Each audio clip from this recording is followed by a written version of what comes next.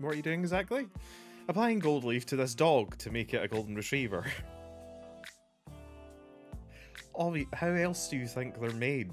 Oh no! No! We gave them crabs! Bon gave them crabs! What are you doing, Lucy? You're free to go, so go!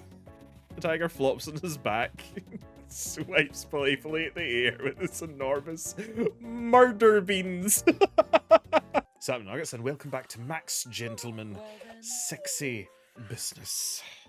We are, we're doing alright, we're doing okay. We're still early days, but we're doing fine. Right, let's get some perks. What can we get? Automatically remove exhausted from... I did like having that, but it costs 15. Gold production, remove negative...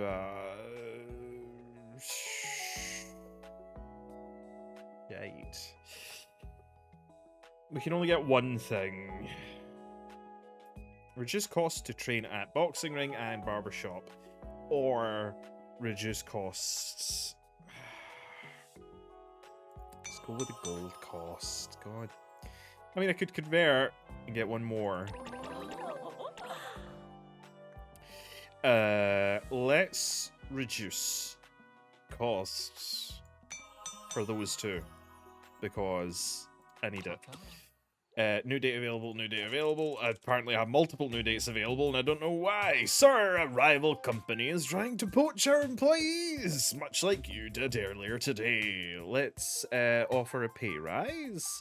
Gain, spend money, gain 3 across the board. Ooh, I do like that. Let's start a nasty rumor about the other companies so no one wants to work there.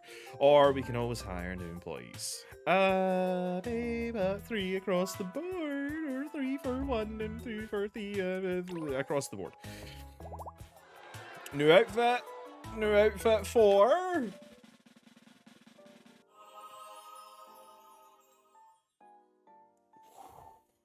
Easy.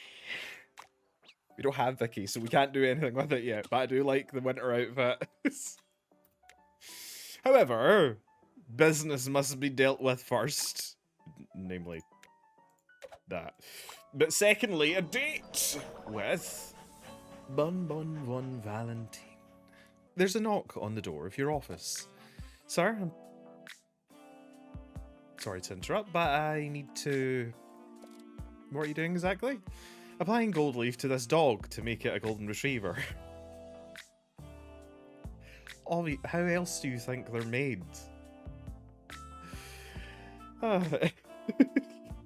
Gated medallion to visualize crushing Her Majesty at our shuttlecock tournament this weekend, or playing Connect the Dots on a painting by my fellow named Surat.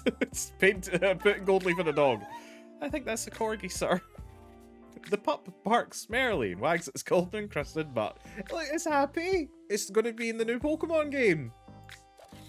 Anyway, if you have a moment, I need to speak with you. It's about our now mutual acquaintance, Bon Valentine. I'm sure you recall her talking about the competing brothel on her block. The fuck house. It had been garnering quite a lot of attention. A modern building offering new services with a particularly fashionable staff. Well, in this morning's paper, beside the glowing praise of your artfully sexy shenanigans, there was another article. Apparently the new brothel has suddenly shut down. Overnight. I knew our take no prisoners sex appeal would, well, take no prisoners actually, so you know exactly what it says on the tin. I can't help that I'm extremely good at being extremely sexy, okay, Business Maid? Another business rival vanquished. My work here is done. Of course not, you were just born this way, but something else is going on. It's my suspicions that Bon had something more to do with their business closing, and I have reason to believe that she may have crossed the line. I was up all night running the numbers, and I see no way that the fuck house would shut down without foul play. I want to make sure she hasn't had to violate her own principles, of which there are few. and that this was just a run-of-the-mill righteous hostile takeover. All is fair in love and business, but we swore by a code at our finishing school. Our credo is to serve and create joy. Is it now? I thought finishing schools were for training proper women. I thought you went to some kind of maid school. I thought you two went to some kind of sex school. All of these are appropriate. Yes, that's half of it. We did learn to love service to others.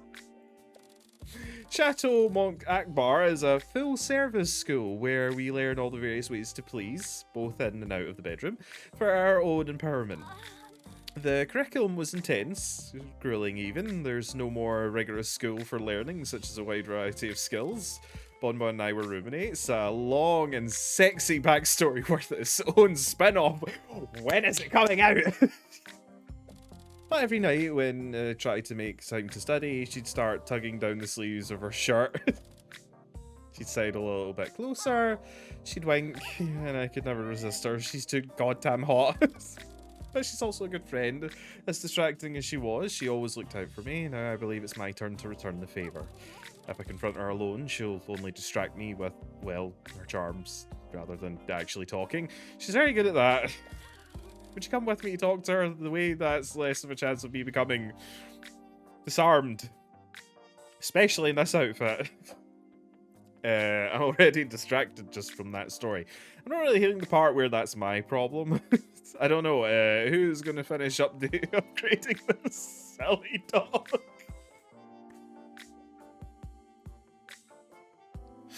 Oh, this poor silly dog. I'm not really hearing the part where there is a problem. The rival brothel closing? Our devotion to only bringing joy to others? Do I need to go through the whole thing again? Look, I'm sorry, sir, but I'm afraid I must call in one of those blood debts you owe me. Oh shit, I'm handing out blood debts. I was hoping you'd have forgotten about all those lawyers that made you strangle. There's blood on those hands and weaponry somewhere on that bodice. I never should have traded blood debts for toilet paper. But you're a shrewd businesswoman. Yes, all those times I needed you to scratch the part of my back I just can't reach. Sorry about all those lawyers she strangled.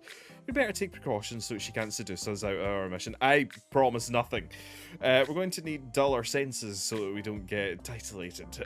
We'll need to fully satiate our sexual desires before seeing her, or let's dress up in the least attractive clothing possible to kill the mood. I get the feeling that will not stop Bonbon, but there's two options here. We either dull our senses, which I feel as though is just get pished, or fuck people. Two options are available to us. Let's go with this one. Excellent idea, sir. How should we go about doing that? Let's bang our way through all our staff before we go see her. No time to talk. We're going to have to help Bonbon. You need to bang me at least a dozen times. I think it's time to unveil my latest invention. Oh, no. A bit improper to bang your staff, but I mean, yeah. Also, banging all the staff, we're going to be very exhausted. She has a lot of staff in there. A lot. But my invention... What else have I gold-leafed? Fuck it, let's bang our staff. A total buy out of our establishment. I'm used to the concept for a restaurant or a hospital, but I've never considered it for a brothel. It's just expensive and foolish enough to work. You and Business Maid arrive at Bonbon's establishment. She whispers something to the first employee she sees. Their eyes widen. The employees rush to the back room and sound an alarm of sorts. All the staff begin frantically running about. The current guests are quickly ushered out.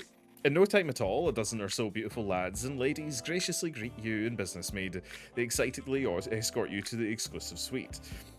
Before you can really react, they descend upon you. You both end up doing it so many times your mind begins to tire of it. Your body becomes bruised, your mind numb.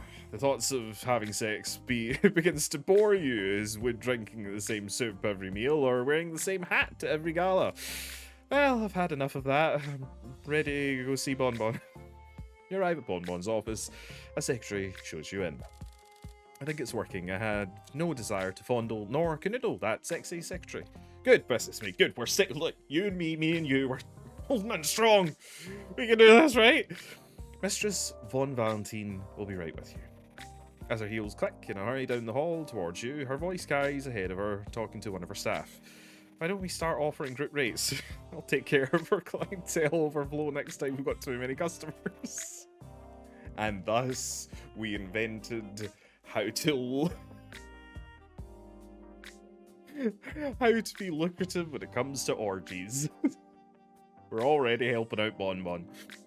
We'll advertise it as a way to meet new friends, like speed dating or...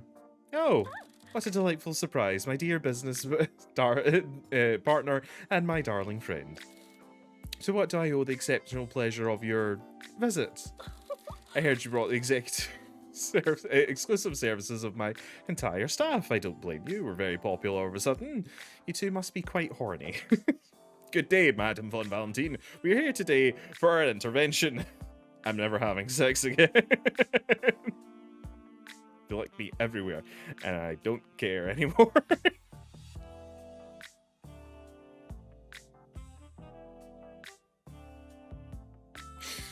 We've been broken. Pardon me? If I might, we're here because I'm worried about you, and we've taken precautions to make sure you don't distract us. Interesting, but I don't see what you've so worked up about, darlings. You and I both swore to only bring joy to others, and I can't help but notice your rival part of business is shuttered so suddenly. I'm worried that you might have done... Yes, what a shame when people get in over their heads, attempting an enterprise they're no business running. What did you do? Just tell me, please, before we need to call in the staff again. I know you've done something untoward. Bonbon gasps, setting a hand to her ample bosom in shock, much like the image that she's in just now. Such an accusation! He simply couldn't withstand the rigorous thrust of a business acumen. The sir helped me with a great deal in debuting a novel and naughty new foray that drew a great deal of praise and attention, and then, you know, this is normally the part where I would seduce you, so I don't have to have this difficult conversation. But it's not going to work. Bonnie, it's me. And then I might have released a vicious infestation of invasive carpet fleas. Carpet fleas? Yes, and not the carpets on the floor either. Oh no! No! We gave them crabs! Bonbon gave them crabs! Nefarious, scandalous, absolutely genius. You mean it wasn't just our sex shenanigans that made them flee in shame? Wait, which carpets then? Look, I'm a bit more untoward than that. Absolute genius. Sorry you're not helping. This seems awfully low, Bonbon. I know that you're running a business is deadly serious, often literally, but this just doesn't seem like your style. Nonsense. I'm not above playing dirty in business, nor in the bedroom.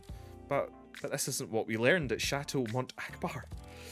They taught us more than domestic service, mortal combat, and vigorous bedroom etiquette. We learned empathy and thoughtfulness, how to listen and how to stimulate conversation. We learned how to be gracious guests and generous hosts. That's why I hired Business Maid. We also learned how to not fuck with sex. We're supposed to be sex positives, not sex saboteurs. Saboteur! One who engages in sabotage. Or deliberately destroys something. But sabotage sounds much better. Yes, of course. But that was years ago. We've gotten older and you're secure in your work. But what about me? If I'm not keeping up with every trend and fashion and hot noob bullshit, I'm going to become obsolete, old, saggy. How am I supposed to compete with someone 10 years younger than me? Quality service and good taste never go out of style. Precisely. That's why you're here. No, it's not, is it? It's the clickbait thumbnails, isn't it? Yeah, okay. Trends come and go. This is incredibly true. But you can't outlast them through sheer stubborn grit. If you destroy one, 3 more use will rise up to take their place. Trends do come and go, which is why I tend not to follow them. A very good point, sir. Oh, Rose, I suppose you're right. I let my vanity get the best of me, and that's never a good look, which seems somewhat counterintuitive, but here we are. It's not like me to be so heartless. I know, but you're still the sweet, enthusiastic, incredibly sexy person you've always been. You know better than anyone that servicing others alleviates us all, and you're the best there is. That laugh. I really needed to hear that. You've always known just what to say, Rose. Alright, I've messed up. How do I fix this? An apology would probably go a long way, and maybe pay for the doctor's fees. Maybe help them get their business back and running. You could pay for everyone's special flea shampoo.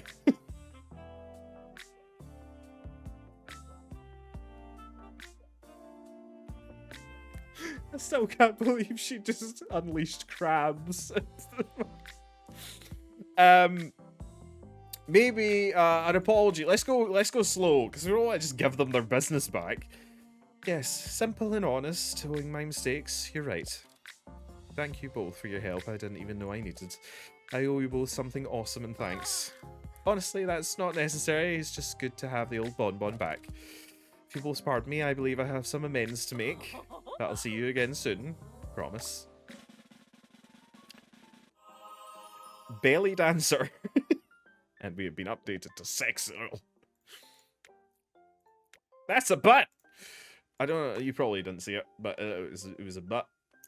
Moving on. Limited time smart. Vlad and Bonbon. Here is your smart. And there is a censored image. Hope you enjoyed.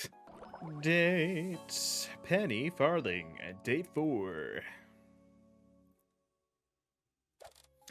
Sir, Madam Farthing has come calling once more. This time, I believe she is up for something quite serious. She is wearing goggles.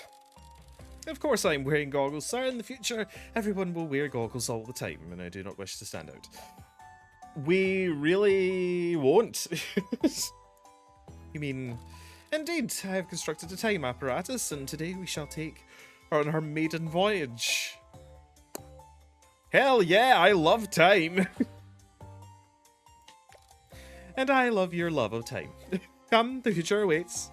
Without waiting for a response, Penny whisks you away to her workshop. Penny's workshop is a cavernous room filled with dismantled steam engines, medieval suits of armor, and labyrinths of pneumatic tubes. Just all of it is just steampunk, apparently. Just that's all they've really got going for themselves. Behold, the apparatus. In the centre of the room, the mass of other projects have been cleared away to make room for Penny's invention. It was like a cross between a diving bell, a catamaran, 6 bicycles, and a grandfather clock. A catamaran. From the Tamil word for 2 logs between bound together, it's just a boat. A heavy steel door stands ajar at the front of the apparatus. It is the only way in or out. Oh god, she's made a time hut. The idea came to me after I was struck by lightning at the end of our last outing.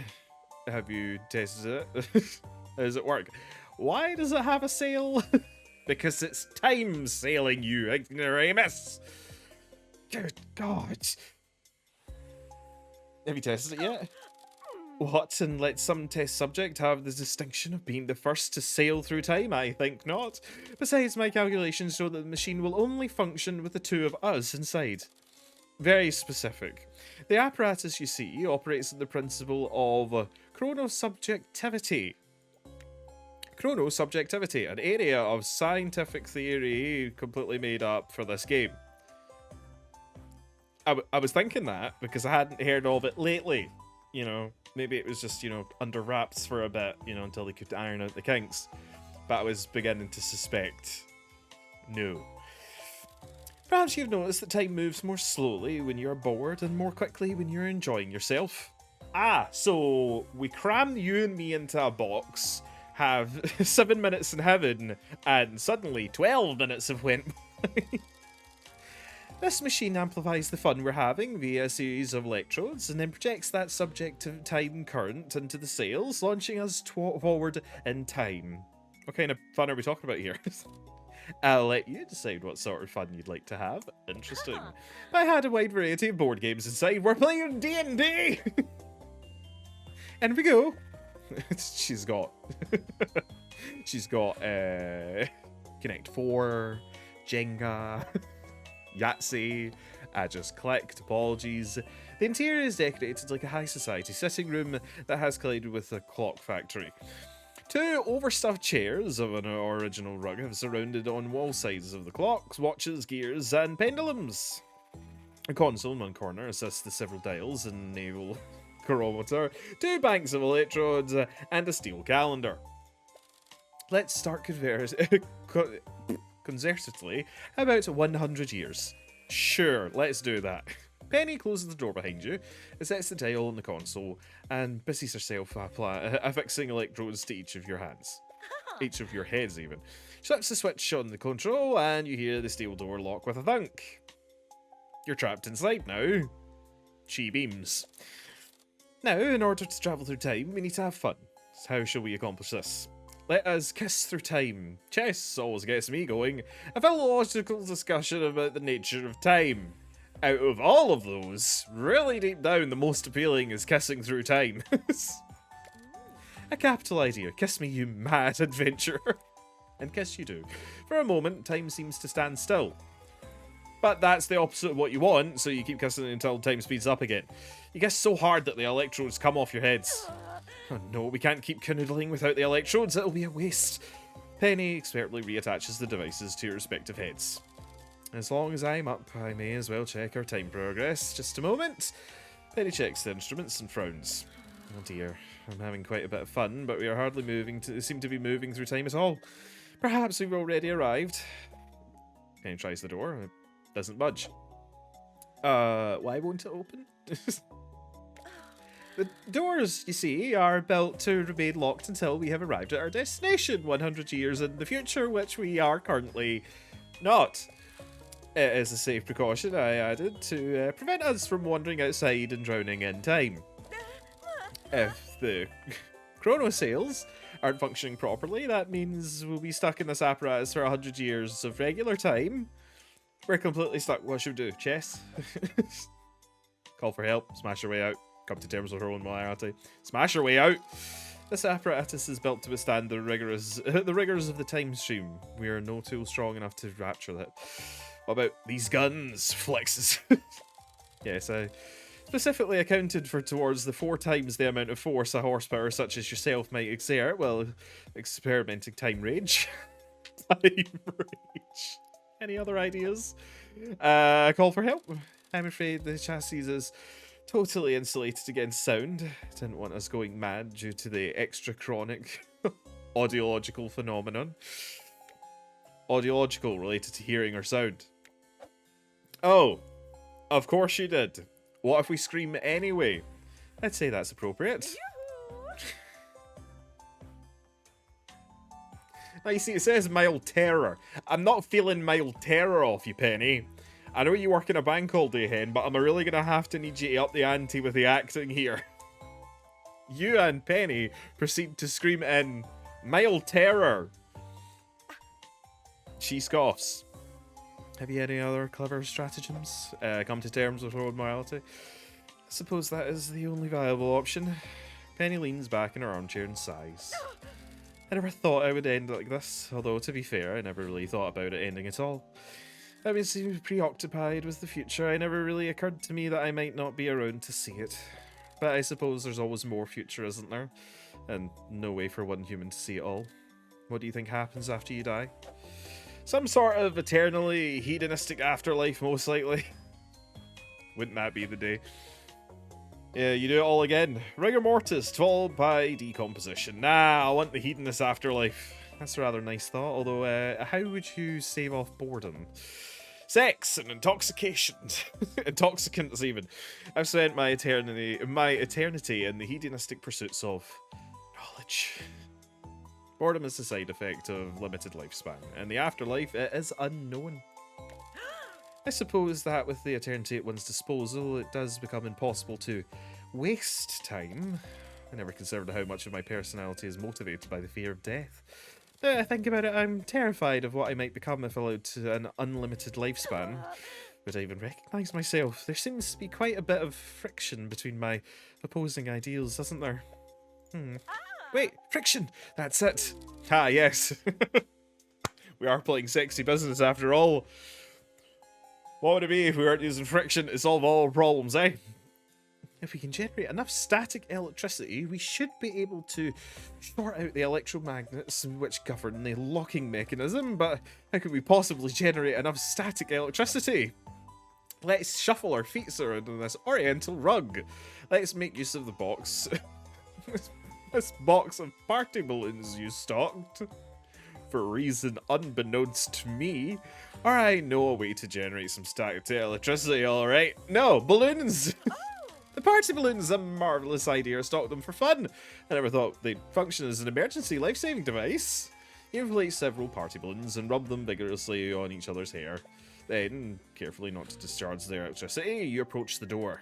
Okay, 3, 2, 1, and zap in unison. The bolt unlocks with a thunk, and the door swings open. Penny looks around. You're both so clearly in our workshop, and it does not appear to have been ravaged by time even a little. No, it didn't work at all. Not even a few years. Time Butler! What year is it? A Welsh corgi holding a timepiece struts over from underneath a pile of scrap linens. It seems as if we weren't even in there for more than 5 minutes. She gives her timekeeping corgi a pat in the head and he trots off. We really should have time corgi and gold leaf corgi meet. I'm sure they would be best friends. Well, that was rather harrowing adventure, wasn't it, for all of the 5 minutes we were in there? It's a good thing I had you by my side, otherwise things might have gotten quite differently. It was my pleasure to be by your side and your other parts. Yes, you are... That was extremely dumb, but next time maybe try sending a rabbit to the future instead. I'm sure you would have found your way out one way or another.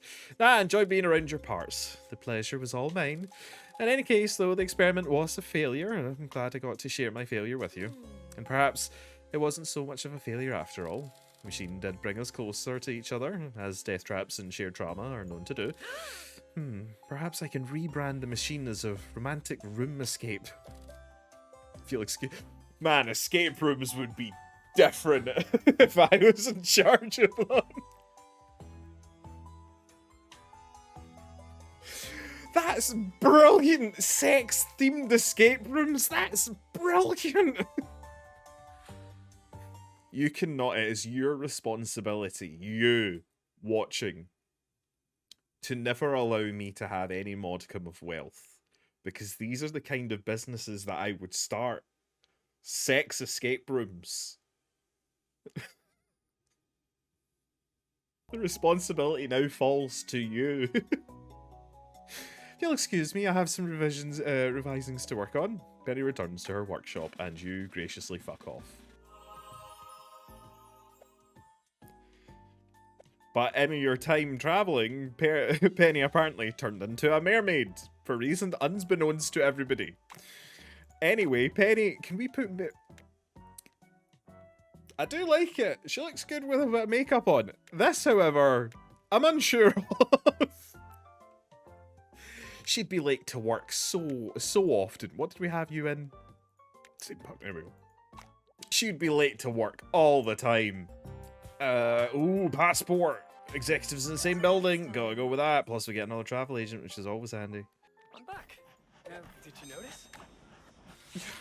Anton. Of course we know it's fun. Don't be that harsh on yourself. And who's it gonna be? Bell Butler. Team Radar Switch, my man. On the wrist. Which is also very inappropriate for your work staff, but hey-ho. Done! Executive office bow tie. Great. Now I just actually need to have the executive offices, and that will be great. As much as I would like to decrease the chance of them having traits, I think I'm going to have to go with this one, because again, it's the efficiency of the offices and gold production, which is what I'm going to need.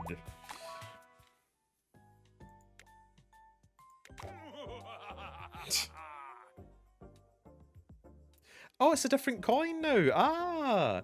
So we meet again, sir. No need for the evil laugh. Should I be concerned about the evil laugh at the end there? I thought we were cool now. Evil laugh harder to assert dominance. You evil laugh harder. Oh, are we doing this? Can we? It's muhaha ha ha what's that? Okay, time out of breath. Did I miss the joke? No, we're just very confused. Now then, with our district conquered, I feel lighter. I seem weakened. Your rival loosens hell's grip on my soul. But as you may recall, I'm still bound by the contract I accidentally made with a demon. So overwhelmed was I with vengeance and all that. My bad. Angel seems to insist that until they exit those contracts, we continue to be influenced against our will. Do you feel more evil than before? That all sounds familiar. Yes, I am paying attention. You're not gonna go all evil revenge plot on me again, are you? No, that doesn't seem like it. I no longer hold a grudge against you or your bloodline now that I know the truth of the matter. If anything, I want to make amends. You can start by stop flipping the coin or the timepiece or the medallion or whatever it is that you've... Never mind. So, while evil thoughts come to me more easily, I think I can direct my evil thoughts. Oh, and being aware of this affliction certainly helps me rein it in. Now, we don't seem to have a clear path forward. Angel already tried enacting the exit clause she loosely translated, but until we get a better translation, we seem to be missing the specifics. While Angel investigates the rules by which we are bound, perhaps we can try a different approach. Breaking the rules. I'm open to trying anything at this point. Any bright ideas on how to break a contract with hell, sir? Angel's translation is the most direct solution. We need... Wait. Are you giving me multi-choice? Because you know I don't do well with that. Especially when there's such a long gap between saves. We could look to the church for help. We're going about this all wrong. We need to fight this contract on legal terms. Let's just stick to the solution we know about. I guess we can give it a shot. This approach would require us to identify a terrible deed I once committed, yes. That appears to be the gist of it, Master Villainaire. There's just one problem. We can't find any dirt on you at all. Not only is there no record of any misdeed, but according to our research, you're one of the most well-loved philanthropists in all of London. Yes, but what we don't know is the papers is that often my charity goes terribly wrong. How can charity go terribly wrong? Like when you pet a squirrel too hard, break its spine, or when you hug a loved one too hard and break their spine. I've had a lot of spine breakage in my life. Can you tell? It scarred me forever. Yes, something like that. Sometimes the best of intentions can spiral off the trails and cause more harm than good. It's fair to say I have a few regrets, like how I selfishly took in a pet tiger, or the time I turned all those orphans on each other, or the time I didn't tip properly, or the time that I didn't tip the orphans, and when they complained I set my newly acquired tiger on them.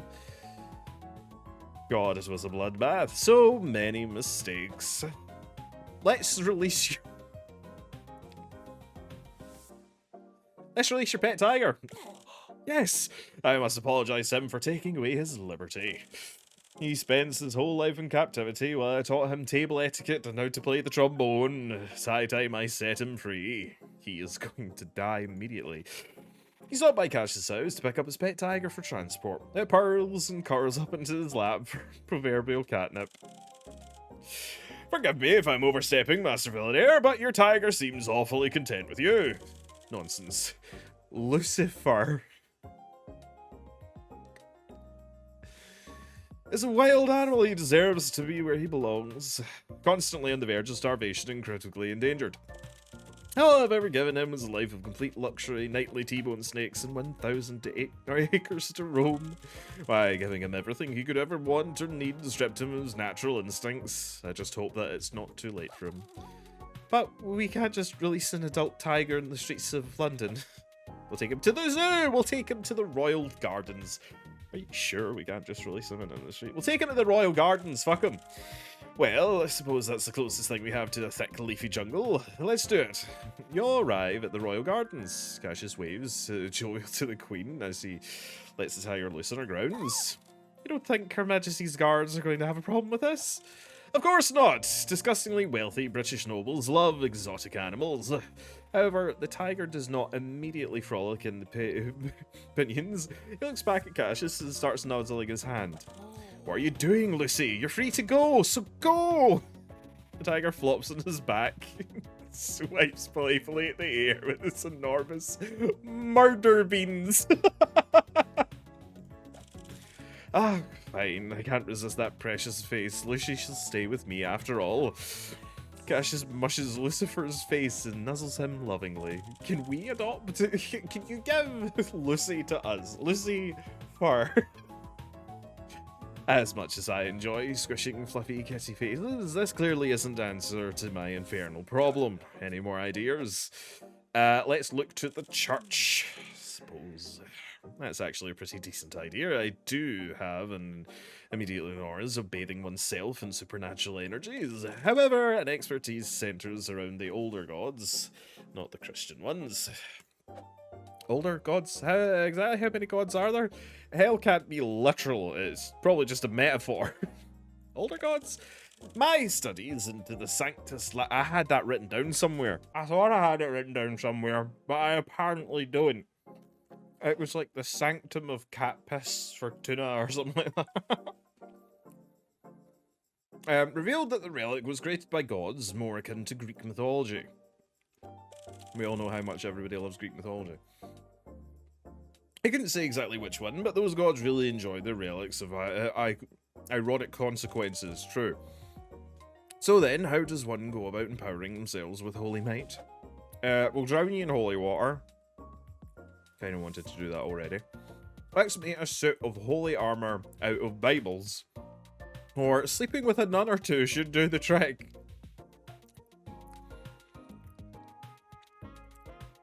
Do I want to unleash a silver fox bound to a hell contract on the local nunnery? The answer is yes.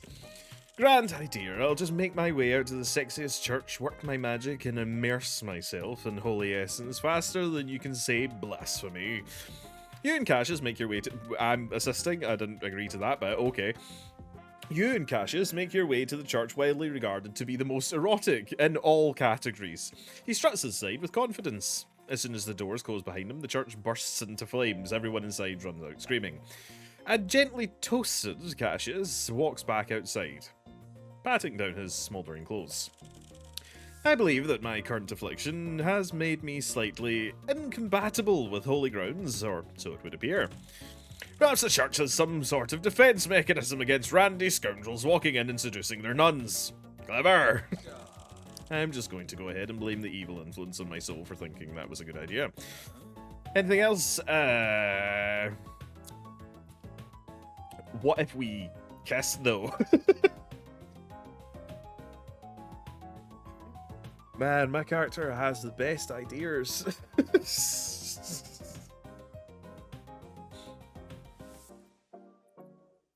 Right, go with this one, and then we'll go for the kissing.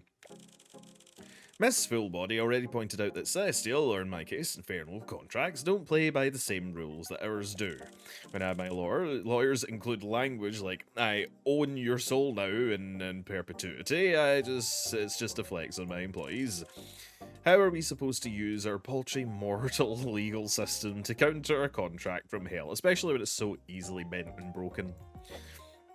We'll sell your soul to a third party of equal or greater power and let them fight it out. Could work. How many mortals does it take to out-legal a demon? That sounds like a joke. What if we can prove you were not of sound mind, body, or soul when you signed that contract? Let's sell it to a third party. Right then, what's more powerful than a demon from hell? A vampire? Mother Nature? Clowns! Splendid, we'll just set up a yard sale then. You and Cashious paint a dozen signs that read free soul to any powerful clowns and post them around town. No one came by. Perhaps we need to sweeten the deal. Buy one, get one free, all souls must go, half off, 9 out of 10 doctors agree. Agree about what? Does it matter? It lends an air of credibility to the product. Don't stress the details. The Tsar is a marketing mastermind.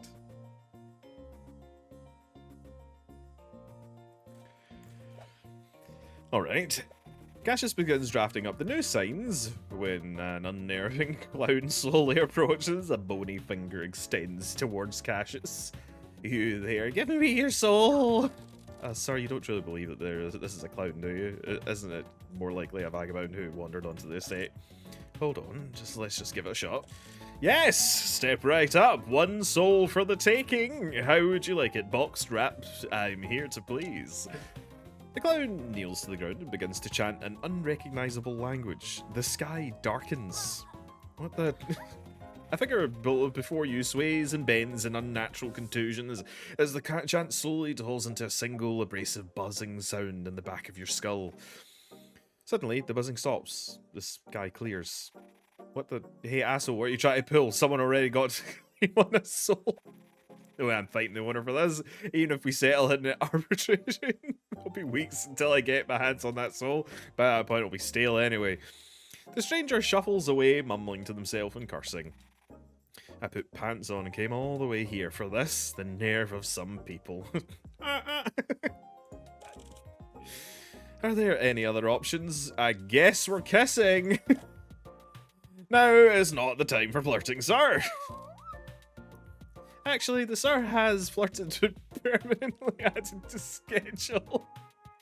I thought she was just excited to see some more guy-on-guy action. But I will agree we have slightly more important matters to consider at the time. Wait, no, you're onto something. In almost every children's story I used to read to my daughter, a kiss can cure... He's a dad. A kiss can cure a curse. I'm no fair maiden, but it's worth a shot, if you don't mind, sir. Lay one on me, you sex tiger. Let's go about this like professionals. Good evening, good evening. Nah, I was just joking. Sex tiger! You grab Cashious and pull him tight against your body.